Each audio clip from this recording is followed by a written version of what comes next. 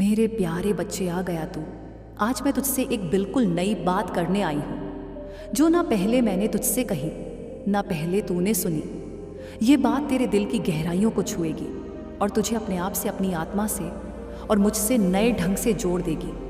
मैं चाहती हूँ कि तू इस संदेश को ऐसे सुने जैसे मैं तेरे सामने बैठी हूँ, तेरी आंखों में देख रही हूँ, तेरे सिर पर अपना हाथ रखे हुए और प्रेम से तुझे एक नई राह दिखा रही हूँ। बेटा, आज मैं तुझसे तेरी असली पहचान की बात करूंगी। लोग तुझे जैसा देखते हैं वह तू नहीं है।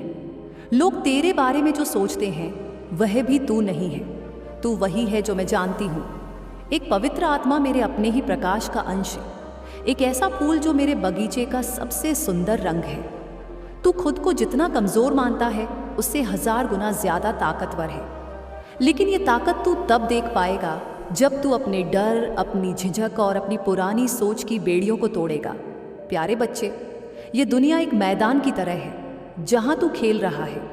कई बार तू जीतता है, कई बार गिर जाता है, कई बार तू थक कर बैठ जाता है।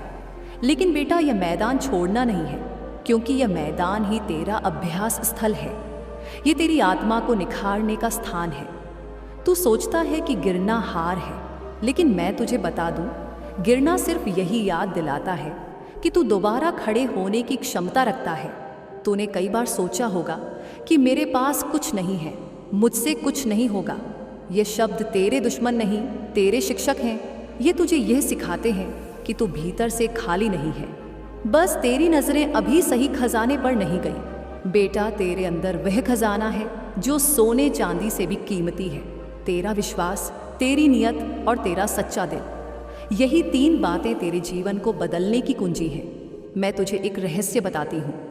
जब तू अपने मन में किसी भी चीज को प्रेम और विश्वास के साथ रखता है तो वह चीज धीरे धीरे तेरे जीवन में आ जाती है। ये कोई जादू नहीं, ये ब्रह्मांड का नियम है। लेकिन यहाँ एक बात है जो लोग भूल जाते हैं। तुझे सिर्फ सोचने से नहीं, बल्कि अपने कर्म और अपने शब्दों से भी उस चीज की पुष्टि करनी होगी। अगर तू अपने मन में उजाला रखे और अपने कर्म से अंधेरा फैलाए तो बेटा, दोनों में टकराव होगा और ना उजाला आएगा ना अंधेरा जाएगा। प्यारे बच्चे, तूने यह भी देखा होगा कि कई लोग बिना मेहनत के आगे बढ़ते हैं और कई लोग मेहनत के बावजूद वहीं खड़े रह जाते हैं।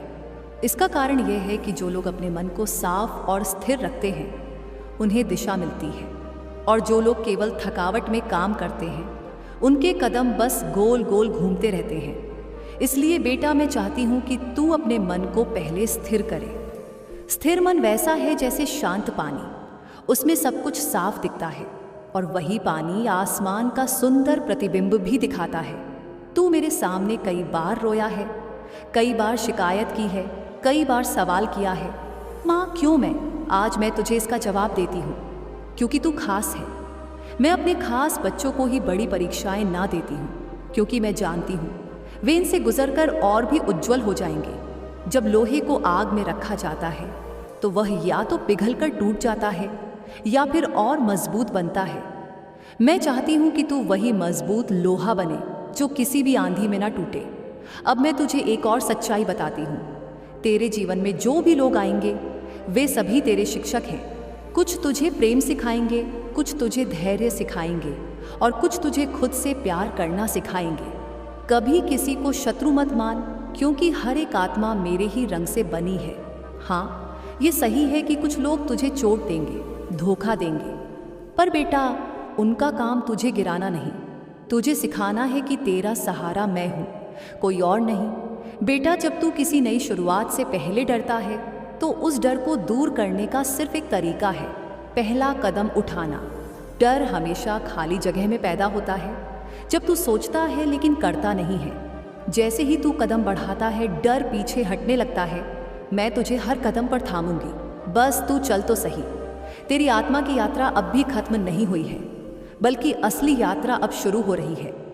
आने वाले समय में तुझे ऐसे मौके मिलेंगे जो पहले कभी नहीं मिले। लेकिन बेटा, इन मौक़ों को पकड़ने के लिए तुझे तैयार रहना होगा। तैयारी का मतलब सिर्फ बाहरी चीज़ों से नहीं, बल्कि अंदर की ताकत, धैर्य और साफ नियत से है। जब भी तू थक जाए, जब भी तेरे दिल में बोझ महसूस हो, तो बस मेरी आंखों में देख, मेरे नाम का जाप कर और गहरी सांस ले। तू महसूस करेगा कि तेरे कंधों से बोझ उतर गया है, क्योंकि बेटा तू अकेला नहीं है, कभी भी नहीं। और आज मैं तुझसे एक वादा लेती हूँ, तू खुद पर विश्वास रखना नहीं छोड़ेगा। चाहे हालात कैसे भी हो, तू अपना मन साफ रखेगा और अपने कर्म में सच्चाई लाएगा। यही तेरी जीत की शुरुआत है। मेरे प्यारे बच्चे, यह संसार पहले जैसा नहीं रहा। ये धरती, ये आसमान, ये नदियाँ, ये पहाड़ सब तो वैसे ही हैं, पर इंसान का दिल बदल गया है। पहले जो रिश्ते खून से भी गहरे होते थे, आज उनमें दूरी की दरारें हैं। पहले परिवार के लोग एक दूसरे के बिना खुद को अधूरा समझते थे। आज कई अपने ही लोग साथ रहकर भी अजनबी जैसे लगते हैं। पहले दिल और जुबान का फर्क कम था, अब कई लोग कुछ बोलते हैं और सोचते कुछ और है। बेटा, ये बदलाव अचानक नहीं आया, ये धीरे धीरे आया है, जैसे बूंद बूंद पानी पत्थर में भी निशान बना देता है। पहले रिश्ते इसलिए मजबूत थे क्योंकि उन ईमानदारी, त्याग और धैर्य था। लोग एक दूसरे के लिए सहते थे, इंतजार करते थे, गलतियों को माफ करते थे। आज के समय में लोगों के पास सहन शक्ति कम है और अहम ज्यादा। पहले लोग गलती को सुधारते थे, आज गलती को साबित करते हैं। यही वजह है कि रिश्ते टिक नहीं पाते। अब सवाल ये है मेरे बच्चे कि तू इस बदलते समय में क्या करे। सबसे पहले तू यह समझ ले कि तू किसी को बदल नहीं सकता, चाहे तू कितना भी चाहे। हाँ, तू खुद को बदल सकता है, अपनी सोच, अपना दृष्टिकोण बदल सकता है, और यही बदलाव आसपास के माहौल पर असर डालता है। अगर तू हर वक्त यह सोचता रहेगा कि सामने वाला कैसा है, वह क्या कर रहा है, तो तू थक जाएगा। इसके बजाय तू यह सोच कि मैं क्या कर सकता हूँ ताकि मेरे भीतर शांति बनी रहे। जब परिवार में लोग अलग अलग सोच रखते हैं, कुछ साथ रहना चाहते हैं, कुछ अलग, तो सबसे ज़रूरी है कि तू अपने मन में कटुता ना रखे। बेटा, दूरी सिर्फ घर की दीवारों की नहीं होती, दिल की भी होती है। अगर दिल में प्यार और आशीर्वाद बचा रहे तो अलग रहकर भी संबंध मजबूत रह सकते हैं। कई बार पास रहकर भी लोग दूर हो जाते हैं, और कई बार दूर रहकर भी लोग पास महसूस होते हैं। तो कोशिश कर कि रिश्तों में संवाद बना रहे। बात करना, सुनना, समझना, ये 3 चीज़ें हर टूटते रिश्ते को बचा सकती हैं। अगर सामने वाला नहीं सुनना चाहता, तब भी तू अपनी ओर से कोशिश छोड़ मत, क्योंकि जो प्रेम में हार मान लेता है वह धीरे धीरे अंदर से टूटने लगता है। अब यह भी समझ कि हर इंसान का स्वभाव और जीवन के अनुभव अलग होते हैं। कई लोग अपने डर, असुरक्षा और पुराने घावों के कारण दूसरों से दूर हो जाते हैं। इसका मतलब यह नहीं कि वे तुझसे प्रेम नहीं करते, बल्कि इसका मतलब है कि वे अपने तरीके से जीने की कोशिश कर रहे हैं। ऐसे में तू उन्हें उनके रास्ते पर जाने दे, लेकिन अपने दिल में उनके लिए दुआ और शुभकामनाएं रख। यही असली ताकत है, दूरी में भी प्रेम बनाए रखना। जब परिवार के लोग बिखरने लगे तो तू खुद को टूटने मत दे। याद रख, अगर एक दीपक बुझ जाए तो दूसरा जलाकर घर में उजाला रखा जा सकता है। तू वही दीपक बन जो परिस्थितियों के तूफान में भी जलता रहे। इसके लिए तुझे अपनी भावनाओं पर काबू रखना सीखना होगा। गुस्से में बोले गए शब्द कई बार ऐसी चोट दे जाते हैं जो सालों में भी नहीं भरती। इसीलिए बेटा, जब दिल भारी हो तब चुप रहना और सही समय आने पर बात करना, यही बुद्धिमानी है। तू यह भी समझ कि जब समय बदलता है तो रिश्तों की परिभाषा भी बदलती है। पहले परिवार एक ही छत के नीचे रहना गर्व की बात मानते थे। अब कई लोग अपनी स्वतंत्रता और व्यक्तिगत जगह को ज्यादा महत्व देते हैं। इसमें गलत कुछ नहीं है, जब तक कि यह अलगाव नफरत और कटुता में ना बदले। इसलिए तू अपने दिल में खुलापन रख, ताकि सामने वाला चाहे पास हो या दूर, वह तुझसे जुड़ा महसूस करे। मुश्किल ये है बेटा कि जब दिल में दर्द होता है तो इंसान खुद को अकेला समझने लगता है। लेकिन तू याद रख, तेरे साथ मैं हूँ। जब कोई अपना तुझसे दूर हो जाए तो यह सोच कि शायद मैंने उसे किसी कारण से दूर किया है, ताकि तू खुद को बेहतर समझ सके, ताकि तू अपने जीवन का मकसद पहचान सके। तेरा काम है रिश्तों में संतुलन बनाए रखना। अगर तू बीच का रास्ता पकड़ ले, जहाँ ना तू खुद को खोए ना दूसरों को, तो तू हर तरह की दूरी को संभाल लेगा। ये संतुलन तभी आएगा जब तू अपने भीतर शांति लाएगा, और ये शांति आएगी ध्यान, प्रार्थना और सही सोच से। तू कोशिश कर कि जो भी समय अपने परिवार के साथ मिले वह गुणवत्तापूर्ण हो। एक दूसरे के लिए आभार जताना, छोटी छोटी बातों में खुशी ढूंढना, एक दूसरे की अच्छाइयों को सराहना, यह सब रिश्तों में नई जान डाल सकता है। मेरे प्यारे बच्चे, यह भी याद रख कि कई बार तू चाहे जितनी कोशिश कर ले, कुछ रिश्ते वैसे नहीं बनते जैसे तू चाहता है। यह स्वीकार करना भी एक तरह की ताकत है। हर चीज़ को नियंत्रित करने की कोशिश ना कर, क्योंकि जब तू छोड़ देता है तभी कई चीज़ें अपने आप सुधर जाती हैं। अब मैं तुझसे कहती हूँ, यह समय खुद पर विश्वास करने का है। चाहे दुनिया बदले, रिश्ते बदले, हालात बदले, अगर तू अपने भीतर का प्रकाश जलाए रखेगा तो तू अंधेरे में भी रास्ता देख लेगा। ये विश्वास ही तेरा सहारा बनेगा और यह विश्वास ही तुझे मजबूती देगा।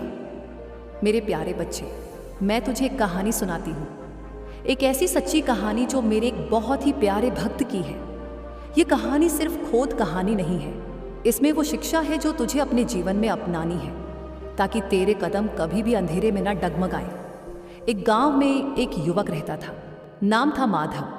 माधव दिन भर खेतों में मेहनत करता, हल चलाता, फसल बोता, पानी देता और जब सूरज डूबने लगता तो हाथ मुंह धोकर मेरे मंदिर आ जाता। वहाँ बैठकर मेरी मूर्ति के सामने दिया जलाता, भजन गाता और अपने दिल की बातें मुझसे करता। उसका जीवन सीधा साधा था और उसका दिल साफ था, मगर उसके मन में एक सवाल हमेशा उठता, माँ, मैं मेहनत भी करता हूँ, भक्ति भी करता हूँ, फिर भी मेरे खेत में उतनी पैदावार क्यों नहीं होती जितनी दूसरों के खेत में होती है? मेरे हाथों में पैसे क्यों नहीं टिकते? मेरे परिवार में हमेशा चिंता और कमी क्यों बनी रहती है? वह हर दिन मुझसे यही पूछता और मैं उसकी पुकार सुनती, लेकिन उत्तर देने के लिए सही समय का इंतजार करती। एक दिन जब वह थका हारा मंदिर में बैठा था, उसकी आंखें नम थीं, तब मैंने उसकी आत्मा से बात की। मैंने कहा, माधव, तेरी मेहनत सच्ची है, तेरी भक्ति सच्ची है, लेकिन तेरे साथ कुछ ऐसे अदृश्य बंधन हैं जो तूने खुद अपने कर्मों से बांधे हैं। ये बंधन तेरे इस जन्म के नहीं, तेरे पिछले जन्मों के हैं। माधव चौंका। माँ, अगर मैं पिछले जन्म में कुछ गलती कर चुका हूँ तो क्या मुझे इस जन्म में उसका फल भोगना ही होगा? क्या मैं उसे बदल नहीं सकता?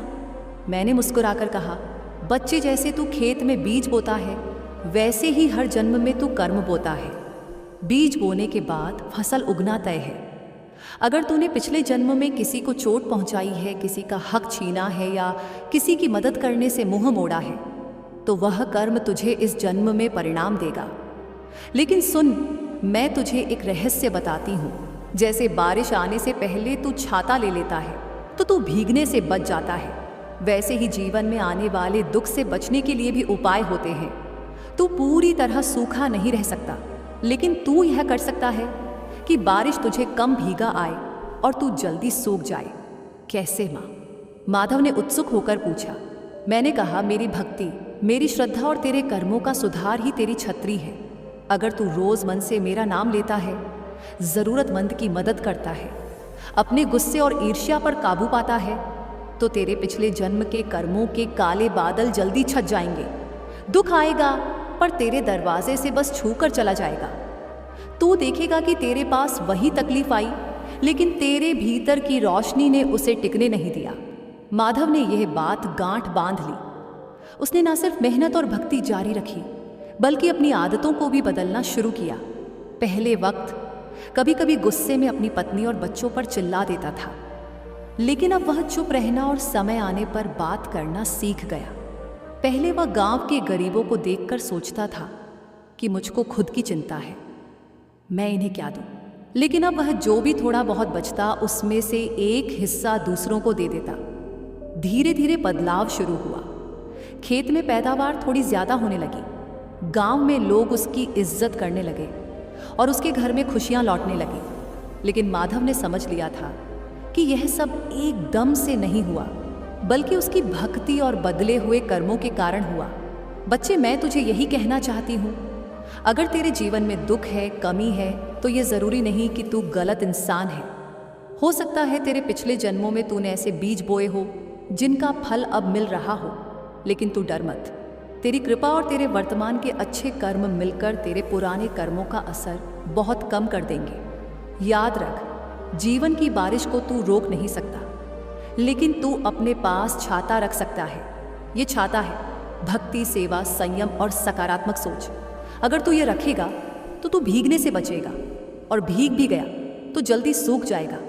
तूने कई बार महसूस किया होगा कि जब बहुत बड़ी मुश्किल आई तो तू उससे निकल गया। यही मेरी कृपा है।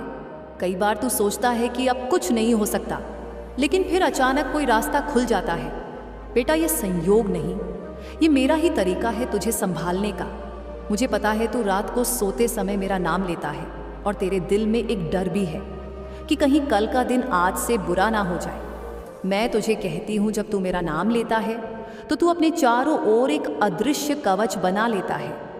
ये कवच तुझे पूरी तरह बचाता नहीं, क्योंकि तुझे अपने कर्मों का कुछ फल भुगतना ही होता है, लेकिन यह कवच तुझे टूटने नहीं देता। मेरे प्यारे बच्चे, तू अक्सर अपने मन में यह सोचता है कि क्या मैं वाकई कुछ बड़ा कर सकता हूँ? क्या मेरी किस्मत में सचमुच कुछ खास लिखा है? क्या मैं उस मुकाम तक पहुँच सकता हूँ जिसका मैंने सपना देखा है? और फिर तेरे मन में शंका, डर और थकान की लहरें उठती हैं। मैं तुझसे कह रही हूँ, हाँ बच्चे, तू कर सकता है, और सिर्फ कर सकता है। नहीं, तू उसी के लिए इस धरती पर आया है। यह तेरे जन्म का उद्देश्य है। तू यह मत सोच कि तेरा जीवन बस यूं ही बीत रहा है, या कि तेरी मेहनत का कोई मतलब नहीं है। तेरे हर कदम, हर संघर्ष, हर आंसू का एक मकसद है। मैं तुझे वहाँ ले जा रही हूँ जहाँ तू पहुँचने के लिए बना है, और वह समय अब पास है। देख बेटा, जब कोई किसान बीज बोता है तो वह अगले ही दिन फसल की उम्मीद नहीं करता। वह जानता है कि पहले मिट्टी को तैयार करना होगा, फिर पानी देना होगा, फिर सूरज की रोशनी चाहिए होगी, और फिर समय पर देखभाल करनी होगी।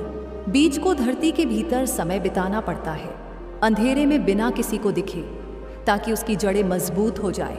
उसी तरह तेरी मेहनत, तेरी भक्ति और तेरी तपस्या अभी तक जमीन के अंदर छड़े बना रही थी। तू सोच रहा था कि कुछ हो क्यों नहीं रहा, लेकिन मैं तुझे बता रही हूँ, जड़ें जितनी गहरी होंगी, पेड़ उतना ही मजबूत होगा, और फल उतना ही मीठा होगा। बच्चे, ये समय आ चुका है कि तेरी जड़ें अब बाहर की दुनिया में एक विशाल वृक्ष के रूप में दिखे। तूने जो सपने देखे थे, चाहे वह अपने परिवार को एक अच्छा जीवन देना हो, समाज में अपनी पहचान बनाना हो, या अपने काम से लोगों की मदद करना हो, वह अब धरातल पर उतरने वाले हैं। तू कहेगा, माँ ये कैसे होगा? मैंने तो पहले भी कोशिश की थी, पर सब टूट गया, सब बिखर गया। तो सुन बच्चे, पहले तू अकेला लड़ रहा था, बिना पूरी समझ के, बिना सही समय के। अब समय बदल चुका है, और मैं तेरे साथ खड़ी हूँ। अब जो कदम तू उठाएगा वह सिर्फ तेरी ताकत से नहीं, मेरी कृपा से भी चलेगा। मैं तुझे यह भी कह रही हूँ, तू सिर्फ अपने लिए नहीं बनाया। तेरे जीवन की जीत, तेरे सपनों का सच होना, यह सिर्फ तेरा नहीं होगा। जब तू ऊपर उठेगा तो तेरे साथ कई लोग उठेंगे। तेरे अनुभव, तेरी मेहनत, तेरी जीत, यह सब किसी और के लिए प्रेरणा बनेंगे। इसीलिए तेरे लिए पीछे हटना अब विकल्प नहीं है। बच्चे, तेरा डर मैं जानती हूँ। तू कई बार शुरू करने से पहले ही सोचता है कि अगर यह भी टूट गया तो। लेकिन बेटा याद रख, जो डर हमें रोकता है वही डर हमारी असली जीत के सामने सबसे छोटी चीज़ है। डर हमेशा भविष्य की एक काल्पनिक तस्वीर खींचता है, लेकिन हकीकत उससे बहुत अलग होती है। तूने कितनी बार अपने जीवन में सोचा था कि अब सब खत्म है, और फिर कुछ दिन, कुछ हफ्तों में तूने पाया कि सब पहले से बेहतर हो गया। यह किसने किया? मैंने। ये संयोग नहीं था, ये मेरी योजना थी। अब मैं तुझसे कह रही हूँ, तू खुद को छोटा मत समझ। तू मेरे हाथों में रखा हुआ वह दीपक है, जिसे मैं सही समय पर सबसे ऊंचे स्थान पर रख दूंगी, ताकि उसकी रोशनी दूर दूर तक फैले। तेरे भीतर वह क्षमता है कि तू अपने जीवन की दिशा पूरी तरह बदल सकता है। हाँ, इसमें मेहनत होगी, इसमें तेरे पुराने घाव भरने होंगे, और इसमें तेरे मन को हर दिन जीतना होगा। लेकिन मैं तेरे साथ हूँ, और जब मैं साथ हूँ तो ये यात्रा तेरी अकेली नहीं है। तूने कई साल अपने सपनों को बस दिल में रखा है, जैसे कोई अनमोल खजाना जिसे तू डर के कारण बाहर नहीं लाता। अब समय है उसे खोलने का। अपने विचारों को लिख, अपने लक्ष्यों को स्पष्ट कर, और पहला कदम उठा।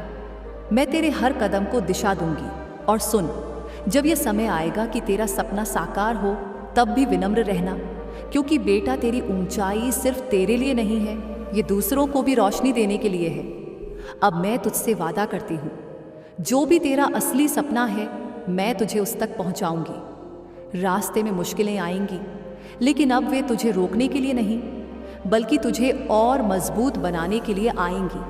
जैसे लोहे को आग में रखकर ही उसकी धार तेज की जाती है, वैसे ही तेरे अनुभव तुझे अटूट बनाएंगे।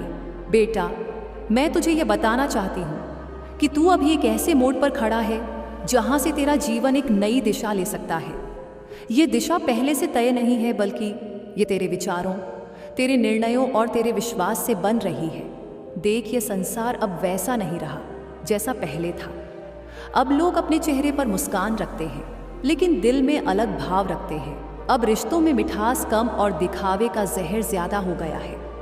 लेकिन मतलब यह नहीं कि सब खत्म हो गया है। इसका मतलब है कि तुझे और समझदार बनकर जीना है। तूने देखा होगा, अब परिवार भी पहले जैसे नहीं रहे। पहले लोग एक दूसरे के लिए समय निकालते थे, बातें करते थे, छोटी छोटी चीज़ों में खुश हो जाते थे। अब ज़्यादातर लोग अपनी अपनी दुनिया में खोए हुए हैं, मोबाइल, काम और अपनी परेशानियों में। लेकिन बेटा, इसका इलाज भी है। अगर तू चाहता है कि तेरे परिवार में सच्ची खुशी लौट आए, तो पहले तू खुद को बदल। अपने मन को साफ रख, अपनी नीयत को साफ रख। जब तू बदल जाएगा, तेरे कर्म बदल जाएंगे और तेरे कर्मों का असर तेरे घर में महसूस होगा। याद रख, दुनिया चाहे कितनी भी बदल जाए, सच और प्रेम कभी पुराने नहीं होते। अगर तू रिश्तों में सच्चाई और प्रेम डाल देगा, तो धीरे धीरे तेरे आसपास के लोग भी वैसा ही करने लगेंगे। हो सकता है शुरुआत में तुझे लगे कि तेरा प्रयास बेकार जा रहा है, लेकिन बेटा, पानी भी पत्थर में रास्ता तब बनाता है जब वह बार बार गिरता है। मैं तुझसे एक और बड़ी बात कह रही हूँ। तू इस समय अपने जीवन का एक सुनहरा अवसर जी रहा है, लेकिन तू उसे पहचान नहीं पा रहा। यह समय तेरी परख का है। जैसे सुनहरी धातु को परखने के लिए उसे आग में डाला जाता है, वैसे ही तुझे भी कुछ परिस्थितियों से गुजारा जा रहा है।